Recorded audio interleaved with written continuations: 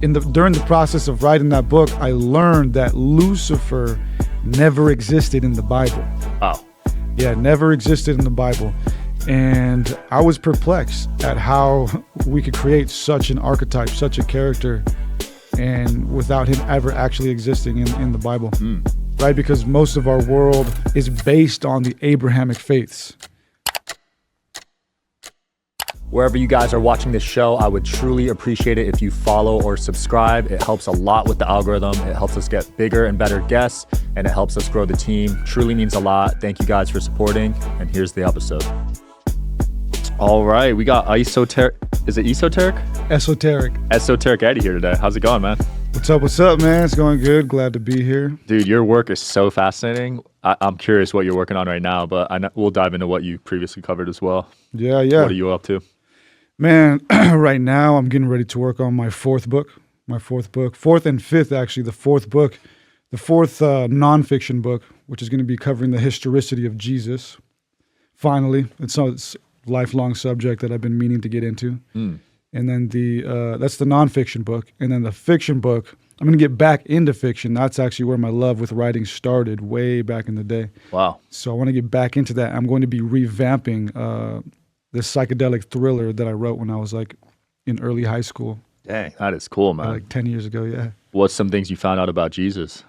So far, I'm just now getting started on the research. Typically, now it'll probably take me about 6 months to 8 months until I finish the book. But so far, what I've learned is, there are three main different theories about him, right? There's the theory that, number one, he wasn't real. Yeah. Right? It was all just mythology mixed in with astrotheology and stuff like that. And then there's the other theory that, maybe the more prominent one is that he was the son of God, right? Yep. The son of God and all of that. And then there's one that's kind of in between that, where it's like he was a real person, but he was more so a political figure that borrowed a lot of his ideals, not necessarily borrowed, but was influenced by a lot of the ideals coming from the Essenes, the authors of the Dead Sea Scrolls, the Gnostics, and was very just political and was eventually murdered and martyred because of that. And then that martyrdom created the mythology around him, the celestial divine mythology around him. Yeah. But I'll find out, man. About 8 months from now, I'll have a clear answer on what I think and what I believe. So you haven't formed a conclusion yet on the three? No, man. I mean, I'm a default Christian, so I grew up in a Catholic and Christian home. Right. And so I'm a default Christian. Christ is the only person I've ever prayed to, the only person I ever felt comfortable praying to. But to be honest, like as a person, I'm not convinced that he was a real person yet, and that's what I seek to find out. Is there anything taught within the religion industry you grew up in that you think never happened or you think is far-fetched? Oh, a lot. Yeah, a lot, man. First of all, thanks for having me on. I'm glad to be here, and thanks to everybody listening. And so I go by Esoteric Eddie, and I've been working under that brand, that name for 2 years, just 2 years. But prior to that, I've lived a life as an artist, content creator for similar subjects, but just different aliases, different purposes. But under Esoteric Eddie, the past 2 years, I've published 3 books. Dropped a lot of documentaries and videos and just small pieces of content across my platforms. And I bring that up to say most of my content has to do with deconstructing religion. So that's kind of why I laugh when you ask that, because most of my content is about deconstructing religion and why it's a fallacy or a facade. Yeah. And it's not my purpose to like be vindictive about it. I'm simply looking at this stuff as a historian. And so the first book that I published that got me popular within these spheres was my book titled The Lucifer Mystery Revealed. And during the process of writing that book, I learned that Lucifer never existed in the Bible. Wow. Yeah, never existed in the Bible. And I was perplexed at how we could create such an archetype, such a character, and without him ever actually existing in the Bible. And so that's a major one, right? Because most of our world is based on the Abrahamic faiths, Judaism, Islam, Christianity, and it's unfortunate because even right now, the whole All right, guys, shout out to today's sponsor, Babbel. 1 in 5 Americans have learn a new language on their bucket list. If that's you, make 2024 the year you finally check it off the list. Don't pay hundreds of dollars for private tutors anymore or waste hours on other apps that don't really help you speak the language. Babbel has quick 10-minute lessons that are handcrafted by over 200 language experts to help you start speaking a new language in as little as 3 weeks. It's designed by real people for real conversations. Babbel has really helped me lock in Spanish. My fiance's family is all Latina, and now I'm able to communicate with her family members, and it's awesome. Studies from Yale, Michigan State University, and others continue to prove that Babbel is better. One study found that using Babbel for 15 hours is equivalent to a full semester at college. They have over 16 million subscriptions sold, plus all of their 14 award-winning language courses are backed by their 20-day money-back guarantee. Here's a special limited time deal for our listeners. Right now, get up to 60% off your Babbel subscription, but only for our listeners at babbel.com/social hour. That's babbel.com/social hour, spelled BABBEL.com/social hour. Rules and restrictions may apply. Israel-Palestine thing is like pseudo-religious. Yeah. It's not necessarily just about religion, but it plays a huge role. And it's unfortunate because the people at the top, in my belief, don't actually adhere to the religions at all. So it's just us, people down here, who are being played, thinking that these religions, hold real weight within the upper echelons of our world, but they don't. It does seem like religion's being used to divide. Oh, yeah. And I'll even go further than that. And I'll say that religion was created to divide. Wow. And you found evidence of that? Yeah. Oh, yeah. So in my Lucifer book, I speak about a little bit about that, but I get more so into it in my second book, The Anunnaki Theorem. Right. And also I have free documentary versions of all my books on my YouTube channel. Nice. That people can watch. And so what I learned was Judaism was specifically created to control people. So, and with that inherently comes division, right? And the Bible even tells us that, right? So the early Israelites, and before I go on, are you religious? I'm not. No? Okay. Just curious. I'm spiritual, but I'm not religious. Okay. I used to say that too, but I'm not convinced that I'm spiritual, even spiritual. Really? Yeah. I'm like, am I even spiritual? So you don't believe in astrology or? I do, but like, I don't really like live my life based around these things. Like I do believe them, and I think all that stuff is fascinating, but I'm an existentialist more than anything. For me, it just means I believe there's a spirit. Yeah. I think there's levels to spirituality, which you're probably alluding to. But for me, I think there's a spirit. Yeah. See, I'm like kind of both because I'm like, I'm definitely not religious. That's for sure. But I'm like, am I even spiritual? But right. I think I'm existential. To me, that means like, I know we are infinite. Like I know that we have an infinite consciousness, which we can also get into later. Yeah. And I know that we have a creator. But I'm not here to like live by that dogmatically. I'm here to also embrace my humanity and my, my. You don't believe in destiny, fate? No, I do. Okay. I do. But like belief in like living things out is two different things to me. You know what I mean? Like, yeah, I can believe them, but like, I don't like live these like hard centered beliefs or anything, That makes sense. Like I'm for real. I know I'm infinite. I know I'm a spiritual divine being. Like there's no doubt about that. But like right now, right here, I'm just Eddie, Yeah. Like I'm just a human living out this avatar, this specific timeline here. And I'm not afraid to be human, like that's what we are right now. So I'm here to embrace that. Yeah. Sorry to take you off on a tangent. No, I love that stuff. That's why I wanted to go there.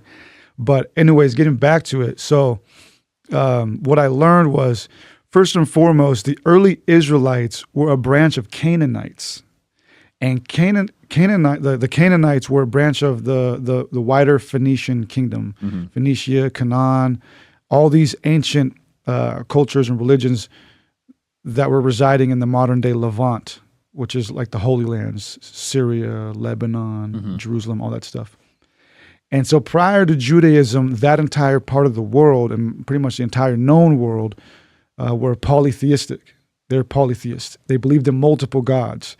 And so Judaism broke off from that world and slowly created Judaism. And the reason they created Judaism is because they were trying to stop themselves from ever being controlled again, because the Jews were taken captive by the Babylonians. And this is true in history. So the Jews were held captive by the Babylonians. Whole lot of B's there. They were held captive by the Babylonians and almost completely wiped out during the Babylonian exile because of that. But luckily, King Cyrus the Persian came through and took over the Babylonian Empire for some time. And Cyrus was, luckily for the Jews, Cyrus was religiously tolerant. So he let the Jews free and said, you can go back home if you want, or you can stay here. And some of them stayed there. And that's what created the Babylonian priesthood within Judaism. Wow. But a lot of them went back home. And when they went back home, they were instructed by King Cyrus and the institute, the Royal Institute of the Persian Empire, to go back to their people and give them a new law. And that law should work in accordance with the laws of the Persian people. And as long as it did, that they can practice their religion freely. And so the Bible tells us this. And the Bible tells us that the prophets Ezra and Nehemiah went back to Jerusalem after the Babylonian exile with a new law. And this law was intended to unify the people so that they would never be weak again, so that another empire would control them. That new law that they went back with was the Torah, was the Tanakh, the Old Testament. And so they went back and created the Bible specifically to center their beliefs, to center their control, and unify the people. And that blueprint was recreated with Christianity. And when the Roman Empire was on the rise, they had a similar problem that the Jews had. And that problem was that their people were too chaotic. They were too weak. They weren't unified. They were believing in all kinds of stuff. You know, paganism, the Roman gods, the Greek gods, this and that. So Rome took the same blueprint and decided to make Christianity the universal religion. And so they centralized power. And so they had one government, one rule, one God, one everything. These were the first formations of the one world government idea. Wow. And so, yeah, religion, man, the Abrahamic faith, starting with Judaism, were specifically designed to centralize power, to control people. And that blueprint has been recreated time and time again. It seems like a lot of history has been lost over the years. How were you able to uncover these truths?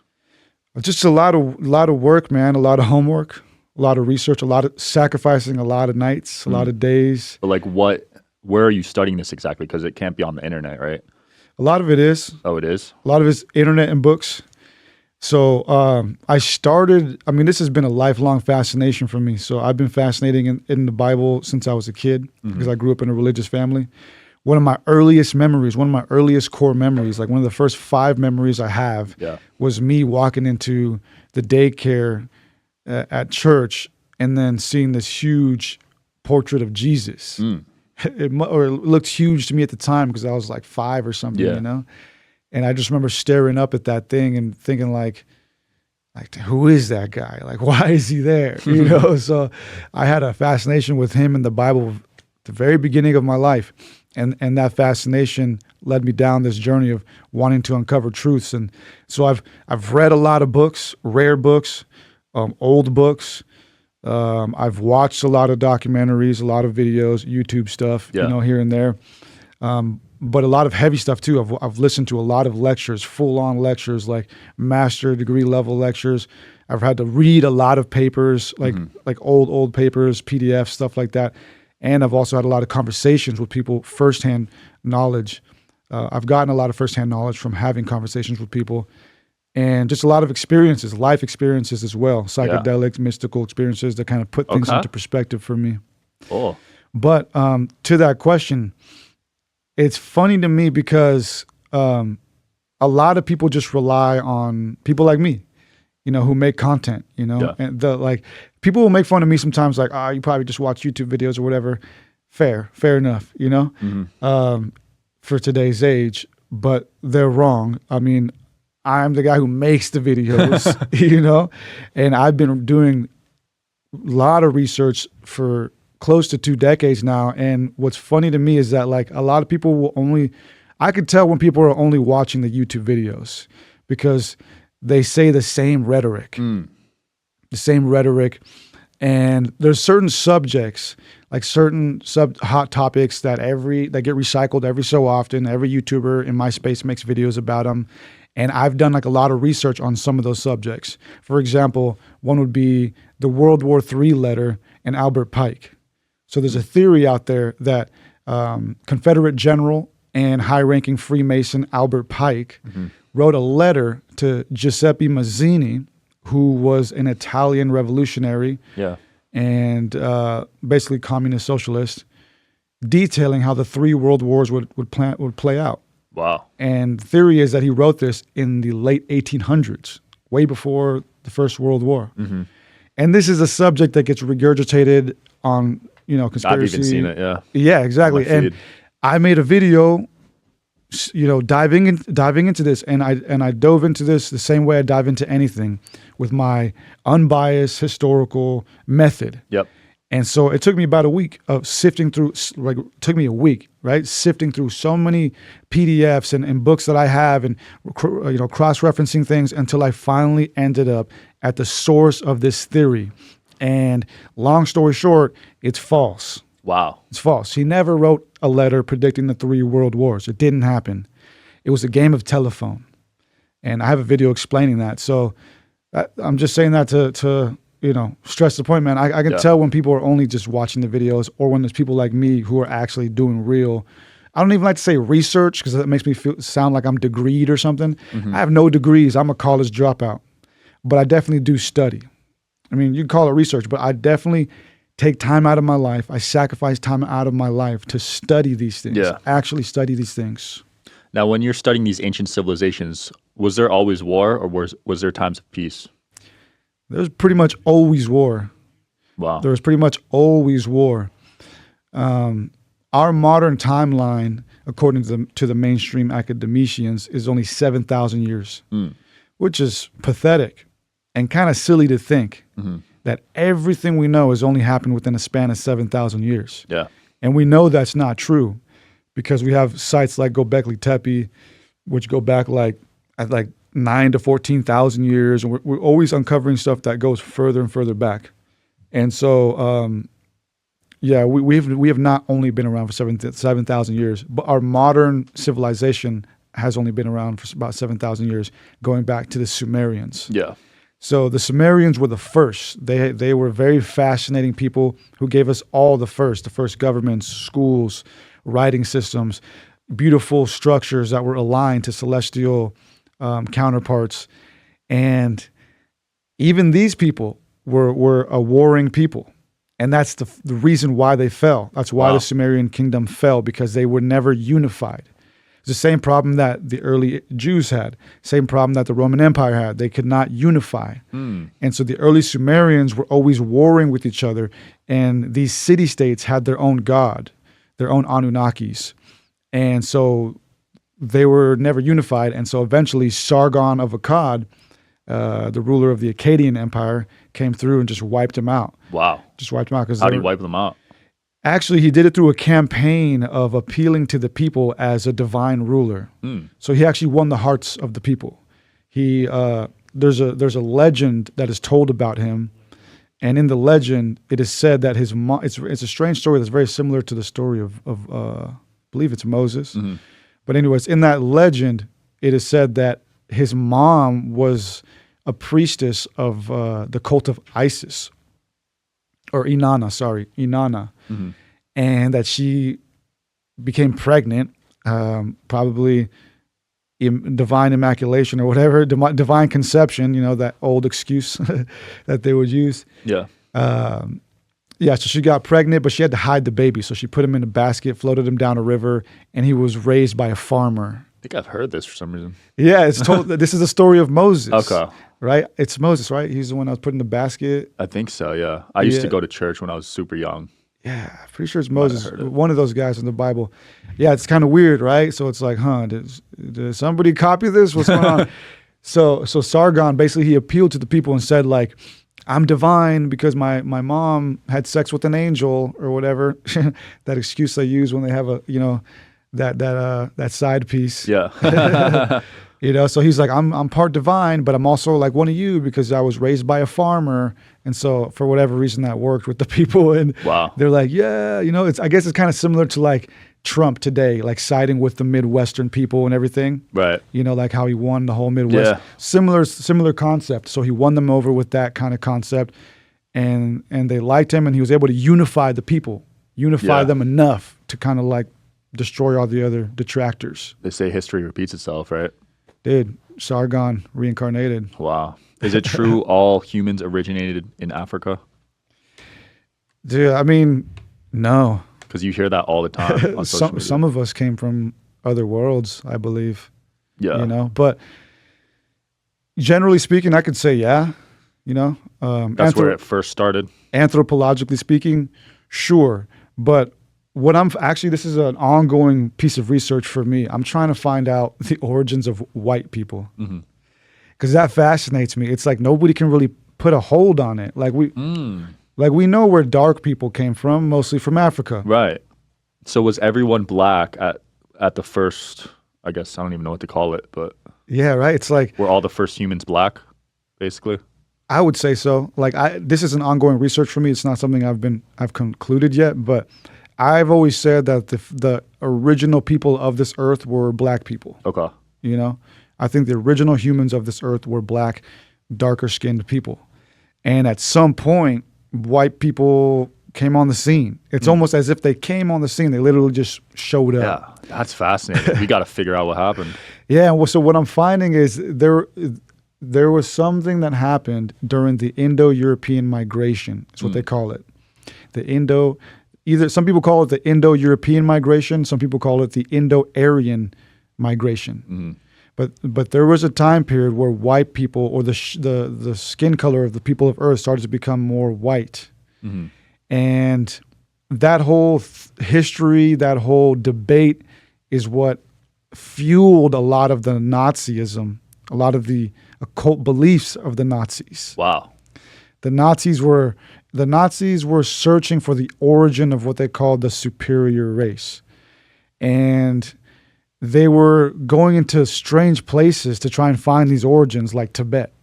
I have a documentary on Tibet that touches a little bit on this. But yeah, there's pictures of Nazis out there in Tibet. Really? Yeah, you can find them online. Wow. There's pictures of Nazis in Tibet, like measuring people's skulls and like chilling with the monks out there. Interesting. Because they wanted blonde, they wanted blue eyes, right? They were very specific with what they wanted. Yeah, because they understood that the ancient text spoke of a strange race of beings. All ancient texts have spoken about a race of beings that created us.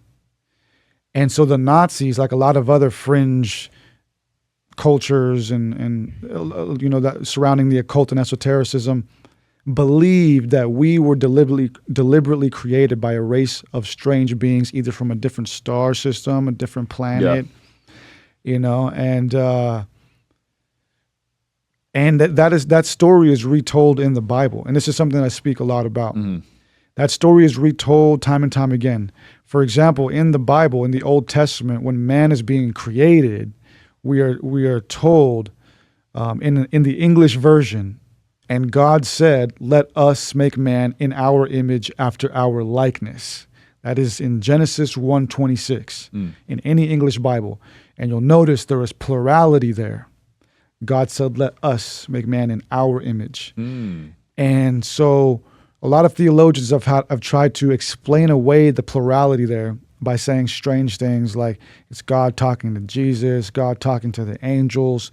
But the fact of the matter is the plurality is there because the word that was used in Hebrew wasn't God, but was Elohim. And so when we read it properly, we are reading, "And the Elohim said, 'Let us make man in our image, after our likeness.'" And the word Elohim basically translates to the powerful ones. Yeah. So now we're being told the powerful ones created us. And the early Israelites, the early Jews who wrote all this down, again, were a branch of Canaanites who were polytheistic people. So they were carrying on the tradition of their ancestors who believed that we were created by a race of beings known to the Sumerians, the first people of our modern timeline, as the Anunnaki. Right. And so this theory has been around forever. And again, people like the Nazis have taken it to extremes, thinking that their specific race, like the white people or the specific white Germanic people, were descendants of these gods. Right. And the rest of us darker people were from Earth, and so we're different, right? So again, man, this is an ongoing research for me. You know, where did white people really come from? And we gotta find out. Yeah, and it's something that's also fascinating to me because for my entire childhood, I always just saw myself as like a Mexican. Yeah, because I'm Mexican, right? But I identify more so as Chicano, right? Mexican American. But I realized as I started learning and educating myself through all of this that I'm not Mexican. I'm not like technically Mexican because a Mexican is somebody who's indigenous to Mexico. And Mexican and Mexico are indigenous words. They're not Spanish. Got it. They're words that are indigenous to that land. I didn't know that. Yeah, the Mexica are the people of Mexico, and the Mexica means the anointed people. And the Mexica, the actual Mexicans, are, you know, shorter, darker skinned, usually have like the strong Mayan bridged nose. Yeah. Right? Stark black, straight hair, little to no facial hair. That's not me. You know, so what I learned is that obviously I'm more like European, more Spanish, because at one point the Spaniards came, obliterated everything pretty much, mixed in with the people there and created a new race of people, which was a mixed race of people, which are the Mexicans of today, like myself. And even further than that, my last name, Cano, was imported from Spain. I used to think it was Mexican. It's not. And this is crazy. I learned that my last name was imported from a royal man who was the 5th husband of the last reigning heir of the Aztec Empire. Whoa, you got deep lineage. Yeah. So the last heir of the Aztec Empire was a queen known by the Spaniards as Doña Isabel. And she was Moctezuma's daughter. And when Moctezuma was basically assassinated or whatever, his last dying wish was for them to look over his daughter. And they allowed her to be incorporated into the new kingdom. Wow. They used her to help appeal to the people as a mediator to the real Mexicans. And so she's beloved by both sides. But she had 5 husbands. And the first 4 died mysteriously. The 5th one, however, was a royal from Spain known as Juan Cano. And they had babies and created a new lineage. And what I learned was that from the point that the original Canos from Doña Isabel branched off into different last names, that point from when my grandpa was born is only about 200 years. Wow. So I might have some compensation in there somewhere, you know? Dude. I might be entitled to some You might have to look into that. some free tacos at least. Wow, that is fascinating. Have you researched any of these crazier conspiracies like aliens, reptilians, anything extraterrestrial? Oh, yeah, man. Yeah. Aliens was one of the first subjects that I was fascinated with as well as a kid. I remember watching Unsolved Mysteries with my grandpa. Classic. Yeah. I remember watching the Betty and Barney Hill video. And actually, when I was around 8 years old, my grandpa told me that he saw a UFO. Wow. And that was like a really life-changing moment for me and another one of those life experiences that continued me onto this path. Because my grandpa used to be a pastor. He used to be a pastor. And again, we grew up in a Christian home, so the idea of aliens was never really like taken serious or anything, you know. But one day, I saw my grandpa smoking a cigarette off by himself like he usually would. And so I decided for the first time to go ask him, you know, like, why are you always smoking a cigarette by yourself? And he decides to tell me, you know, it's because he saw a UFO one time. And he was always kind of wondering about that and hoping to see another one. And so that tripped me out. I was like, whoa, so like aliens might be real. And so that opened up a whole new area of research for me. But I've never personally I've seen strange stuff in the sky, but I've never personally seen anything that I can conclusively say was a UFO or an alien or anything like that. But I have read a lot of books, watched a lot of documentaries, spoken to a lot of people on that subject. And what I do know is that for sure, our government in specific has a lot of documentaries that are now declassified having to do with that subject. And they've been studying the UFO phenomena since the 50s at least. Wow. Since the 50s at least. And we're now seeing it come out, right? Yeah. We're seeing it with like this UFO Senate hearing, with that guy David Grush and all of this stuff. So it's like they're slowly disseminating it now and slowly opening themselves up to the public about what they know and what they've been researching. Yeah. But when it comes to aliens and UFOs, my opinions and beliefs have changed on them. I used to believe, the general belief that there were little gray alien men coming from different planets on spaceships or whatever. I don't believe that anymore. I believe what's happening is a very complex situation, and it's a mixture of what we would call dark ritual magic, the collective psyche, and quantum interdimensional experiences. Wow. Yeah, it's a mixture of all of that.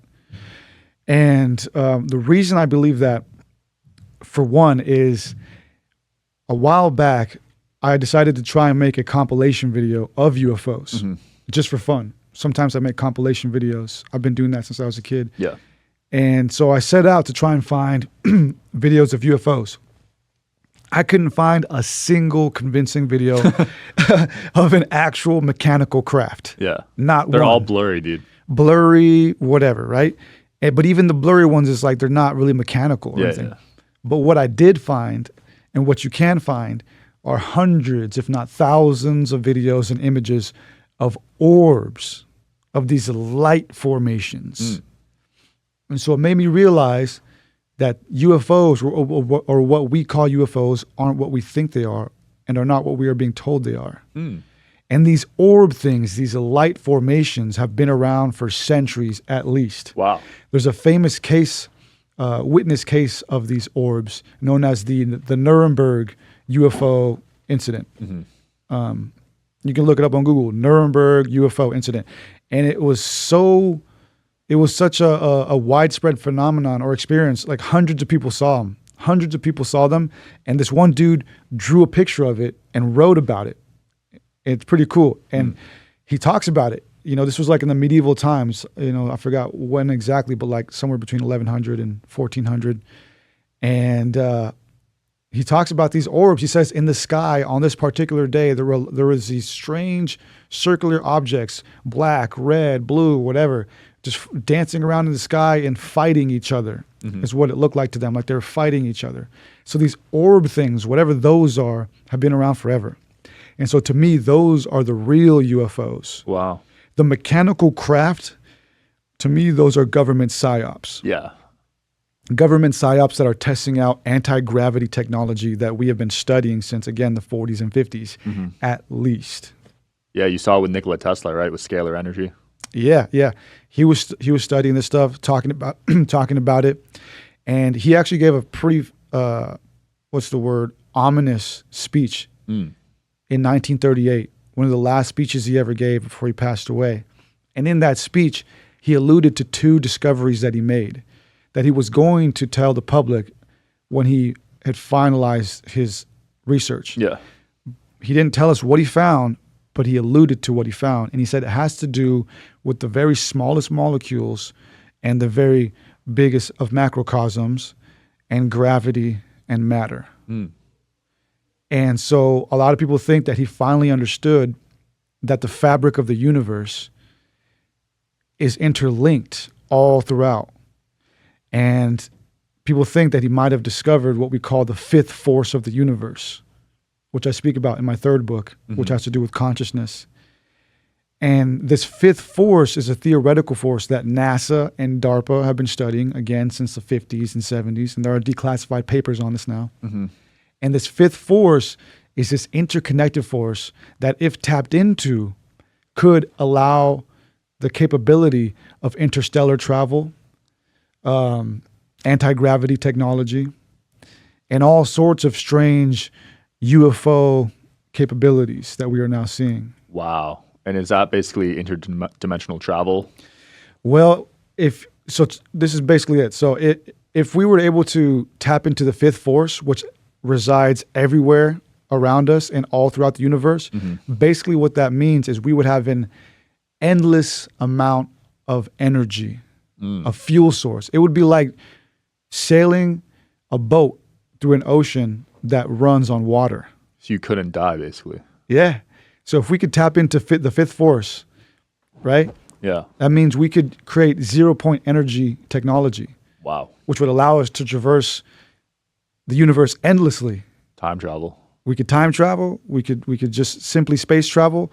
We could do all kinds of things. Maybe start to understand what's the word, like dimensional. Earth. What's the word? Wormholes. Yeah, we could traverse wormholes. Yeah. Which NASA. There's a strange paper that NASA has going back to the 70s, speaking about wormholes and the theoretical mathematics and science behind it. You know, and it all depends on the fifth force, which again, some people believe Tesla finally discovered. That'd be cool. What's your take on wormholes and black holes? Those used to fascinate me as a kid. I always wondered what exactly would happen if you went inside of one. Oh, man. Well, the way I understand it, right, it's like, I mean, it's all theoretical at this point. Like, it's all theoretically possible. We just can't wrap our heads around how to create the technology. It'd be a huge endeavor. Yeah. But, yeah, I think they're theoretically possible. And I think it's not just possible, but I think it's in our destiny to get to the point where we can do these things. Wow. And Tesla talked about that too. He has a paper called Man's Destiny, where he spoke about us humans being basically, I'm paraphrasing, God's little spirit machines. And this is a concept I speak about in my third book as well, The Crystal Lattice Mind Illusion. I speak about our mind and body having a connection. They're two separate things. The mind and body are two separate things, and together they form the spirit machine, which Tesla also spoke about. And it was, I believe, in our Creator's intention for us to tap into this mind and body connection and to further tap into the fifth force around us, along with the other forces of nature, so that we can do these amazing things, along with healing ourselves. Because when we tap into the mind and body connection, we can also control certain parts of our body, beginning with our thoughts. It all begins with the mind, the mindset, the perception. Yep. And so when we really hone in on that, we can start to change our lives inward and then outward. Yeah, look at Joe Dispenza, man. He's having people cure cancer with their minds alone. Just No with way. thought. Yeah. I haven't seen that. He's cured paralysis with just thought. No way. Yeah, he was in a bad he got hit while he was running by a car or something. Paralyzed, cured it with his thoughts. Yeah, there you go, man. It's because thoughts they're very powerful, right? And consciousness itself is very powerful. And we're now starting to realize that consciousness is not being produced in the brain. It's not produced in the brain. It's not happening in the brain. It's happening with the brain. Wow, they were able to prove that. Pretty much, we're getting there. We're getting cool, there. Man. And this is what I speak about in my third book as well. And we're starting to realize that in many different ways. But first of all, the mainstream theories on consciousness for decades now, hundreds of years or whatever, have tried to explain away the miracle of consciousness by saying that it's all just in the brain. There are about 5 or so major theories on consciousness as of right now. And I speak about those in my book. But all of them are pretty much the same. They all just say that we're just robots and that consciousness is the result of all of our stimuli, all of our sensibilities working together at the same time, creating a illusory 360 experience. For example, I can smell, taste, see, and intuitively feel things. And because I'm doing that all at the same time, it's creating an illusory 360 experience of me being a person. Right. So if you were to like slowly strip that away backwards, then you would lose consciousness, you would lose yourself, and you would be nothing but just flesh. Interesting. That's the mainstream explanation of consciousness. Yeah. But we know that's not true. Inherently, we all feel that. It's not true. Because if that were true, if consciousness was just produced by the brain, it's just an illusory experience, we would all basically be the same. We'd be no different than robots. But we all have a unique individuality. And we can all go against our nature. Your nature might tell you to eat, but you could say, no, F that. I'm going to fast for 30 days. Right? That's true. We do have that free will, right? Exactly. And so, and further than that, right? The theory of evolution was debunked by its own creator. Was it? Yeah. Oh, I didn't hear and about most people don't know this. So in school, they teach you about Charles Darwin. Yeah. But they don't teach you about his partner, Alfred Wallace. Charles Darwin was not the only dude that created the theory of evolution and the survival of the fittest theory. There's another word, forgetting the other one. But anyways, we'll call it the theory of evolution for now. He got a lot of that. He got help for a lot of that from his colleague, Alfred Wallace. But Alfred Wallace, a few years after they came out with the theory of evolution, renounced it. Wow. He renounced it. And he said that the theory of evolution, although it could explain how a lot of physical attributes came to be, how a lot of traits came to be, it could not properly explain how consciousness came to be. And more importantly, why consciousness came to be. That's true. They never talk about that part of it. Yeah. And Wallace was a trip. And we have these letters of his today still, and these letters of his where he talks about this, where he says, like, I don't believe in the theory of evolution anymore. It does not properly explain consciousness in the mind. Wow. And he came to this conclusion because he started going to spiritual parties, these seance parties. And so back then in the late 1800s, seance parties were like really famous thing, you know? And so he went to these parties where people would gather around in circles and like play the Ouija board and really summon spirits. And interesting. Yeah, there'd always be like a resident clairvoyant who would channel the spirits. And in his letters that we have to this day, he spoke about those. And he said that he saw some crazy stuff. Like he saw tables moving. He saw apparitions appearing and speaking to them and then like floating away. Wow. And he said some of these apparitions came out of the clairvoyant's like head. Like it would like come out of them. Jeez. And like look at them or whatever and then go back into their head. So he saw all this crazy stuff, and that's what made him realize, like, yo, man, like the mind, consciousness, reality is like way more complex than just, you know, the physical world. Yeah. And an interesting point that he made was, if one cell is not conscious, then the addition of 1,000,000 cells should not make it conscious either. Saying that the brain is not where consciousness is happening. It's happening with it. That is so interesting to dive into where consciousness stems from is a whole nother journey. Yeah, man. So that's what I get into in my third book. And quantum physicists, especially the more fringe physicists, are now realizing that what we really are is consciousness.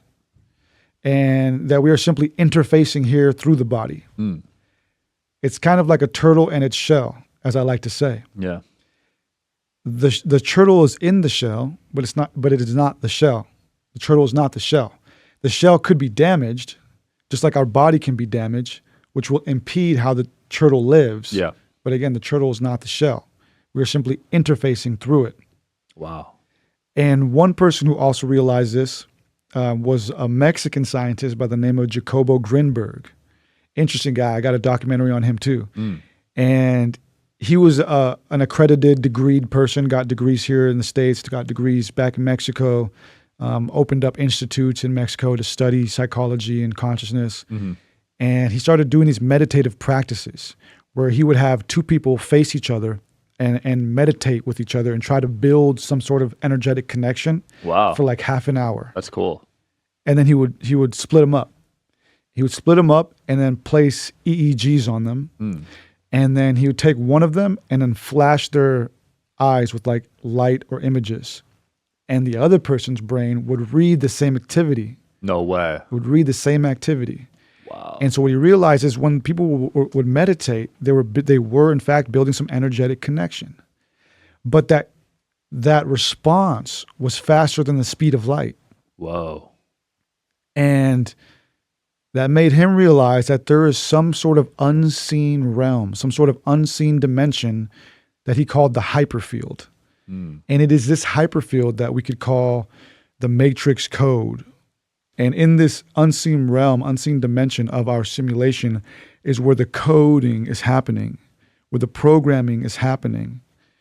And if we could tap into that hyperfield, we could change our reality in certain ways. We could heal ourselves, heal others, and to the extremes, literally change our reality. That is so cool. We need to figure that out before we pass away. Yeah. Oh, well, yeah. He was planning on doing a bigger experiment where he was going to have two people on the other side of the world attempt to build this energetic connection. Wow. One person here, one person in India. But mysteriously, he disappeared in December of 1994. Maybe he figured it out and just left. Just took off, right? It was like, peace out. Yeah, nobody knows, man. He unfortunately had this like crazy girlfriend who he expressed to his brother he was afraid of. Like towards the end of his life, he was like sleeping in different houses, and for some reason he was afraid of her. So some people think she might have. We'll end it off on this. Astral projection. Ooh. One of my favorite topics. Have you experienced it yet? And what have you studied about it? Yes, I have experienced it involuntarily. Okay. Involuntarily experienced it back when I was 13 and 16. I was reading the Emerald Tablets of Thoth at 13 years old. And wow. That's a young age to be reading that. Yeah, I'm telling you, man, I've always been into this stuff. And for those who don't know, people in the spiritual space tend to claim that the Emerald Tablets of Thoth were written by the Egyptian god Thoth, Tahuti. And sure, maybe. But the truth is, the Emerald Tablets of Thoth, the book that we have, was actually written by a guy named Maurice Doreal, who was a really strange dude. And I have a video on him too. And he was just like an occultic fanatist. And he claims that he got this book from some pyramid in Mexico and was given permission to translate it by some Tibetan monks. But he was kind of a known, I don't want to say con artist, but kind of like salesman, you know, kind of like a known salesman. Like he came up with a lot of weird fanatical ideas. Yeah. And this was just like the most successful one that he had. But nonetheless, he channeled or deciphered the Emerald Tablets of Thoth.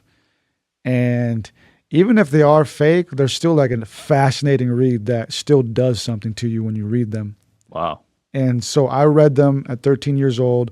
And in the book, it teaches you how to astral project. Oh, it does? Pretty much, yeah. And like how to fight off demons and stuff like that. And summon them if you want to. And so I go to sleep the first night of reading that. And I wake up to go to the bathroom, or so I thought. I get up to go to the bathroom, and suddenly I start falling to the floor slowly, as if I was in water. And so I thought, well, I must be dreaming, right? Well, I guess I'm dreaming. And I just kind of laid there on the floor of my bedroom for a little bit. And then I went back to my body, woke up again, or so I thought. I was like, all right, let's go to the bathroom. Same thing happened. I just kind of slowly floated to the ground. And I was like, all right, okay, I guess I'm dreaming again. Third time, I finally wake up. Time kind of speeds up. There isn't like this density anymore. I'm like, oh, that was a weird dream. All right, went to the bathroom, did the thing, went back to sleep. Didn't think much of it. I didn't know that I had astral projected at that time. Yeah. Until 3 years later, I'm about 16 years old. I'm on house arrest for some dumb stuff that I did. And so I spent most of that summer being on house arrest, just getting back into my studies, reading stuff, getting back into the Emerald Tablets. Same thing. I go back to sleep and I have an astral projection experience. But this time I know what it is. I know that I'm having one. So I wake up, I'm in my spirit body, and I instantly know, oh, heck yes, I'm astral projecting. But I regrettably did not turn around to look at my body. But I did look around my room, and I left my room, went through my door, and I go to the hallway, and I'm instantly faced with like this like dark energetic being. Oh, wow. This negative energetic being. Demon. If you want to call it that, sure, right? Yeah. And so I see it, and it doesn't have a face or anything. It's just this negative energetic being. It's just darkness. And at first I'm struck with fear. But the emerald tablets, again, teach you how to vanquish these things. Yeah. And I have a video breakdown on that too. And it's just as quick as I was struck with fear, there was this like laser beam or something like shot from me to the book that was on my shelf and back to me, as if like the information downloaded. Wow. And was like, yo, remember like the technique. And so basically I just became light and like shot light at this thing, and it just was vanquished. Dang. Yeah. That's sick. Right. And so I went back to my body after that, and I'm a natural skeptic. So I was like, there's no way that was real. You know what I mean? That wasn't real. Like that must have been a dream. Yeah. But what made it real for me was the next morning, my mom took me out to get some food. And before all the haters say, how can you go get food if you're on house arrest? Because I saw somebody say that one time. When you're on house arrest, you can only go places with your parents. Duh. So I had to call my PO. Like I would have to call them like, I'm leaving between this hour and that hour. You had an ankle bracelet? No, luckily, no. I had like a weirder program where this guy would come and show up at my house randomly. Oh, that's weird. Yeah, and I would also get random phone calls. Yeah. And it would be like this automated thing before AI. Oh, okay. And it would like repeat these numbers, and I would have to repeat the numbers back at it. It'd be like 9, 8, 7, whatever, like random numbers, and I would have to repeat it. Can't you do that anywhere though? I mean, today it's probably all different. Like back then it was like rudimentary like technology. It was so lame because it would never recognize my voice. It'd be like, this is not Eduardo. I'm like, yes, it is, man. It's me. 9, 8, 7. Like it was so frustrating. Yeah. And the guy, it was funny. Like whenever I would fail it, he would have to show up. Jeez. But he knew. He's like, I know it's not you, man. The stupid machine. So if AI is good for anything, please update that. Well, now they have the ankle monitor. Oh, the ankle monitor. Yeah. Who knows what else? But so yeah, I go out to breakfast with my mom, and she's like asking me, are you okay? How are you doing right now? Yeah. I'm like, I'm fine. I'm good. I didn't even tell her about the experience. And she's like, are you sure you're doing all right? Because last night I passed by your room and I felt such a dark presence that I had to stop and pray for you. Whoa. Yeah. And that's not very like typical of her to say. Yeah, I don't believe in coincidences. Yeah. So when she said that, I got the chills, and I was just like, oh, that's weird. Yeah, no, everything's good. I didn't want to tell her because I didn't want to freak her out. That's crazy. Who do you think that entity was that you vanquished? I didn't really know what to think about it until recently. I think it was just a test. Oh, wow. I think it was a test from whoever, from Thoth, I don't know, from the gods. It was just a test to see if I had actually like learned what I was. That's cool. It's something learning. I want to experience one day. Yeah. There's a lot of cool techniques that you can practice. There's a guy by the name of Robert Monroe. Have you heard of him? No. So Robert Monroe used to be a radio broadcaster turned mystic. Mm. He realized that there was some interesting experiences that could be created through the manipulation of frequencies. Mm-hmm. He realized that the brain has two hemispheres. Right, we have the left and the right hemisphere, and they work for different reasons. They don't work harmoniously most of the time. Yeah. But if you can get them to work harmoniously, to vibrate harmoniously, you can induce astral projection. You can induce lucid dreaming and probably some other altered states of consciousness. And this is what the mystics have always been doing through Kundalini and through meditation, is calming the mind, calming the systems, and getting everything to work harmoniously. And so the left and right hemispheres, they work for different reasons. But through binaural beat... I used to listen to those. Yeah, so through binaural beat healing, through sound healing, you can induce astral projection. Wow, I need to start again then. Yeah, I used to listen to those in high school. I astral projected once on accident. Oh, no way. Too, so that makes sense why it happened. How was that? I didn't know. I thought it was a dream, like your first time. So I was flying just in the air, dude. It was sick, but I didn't know it was astral projection.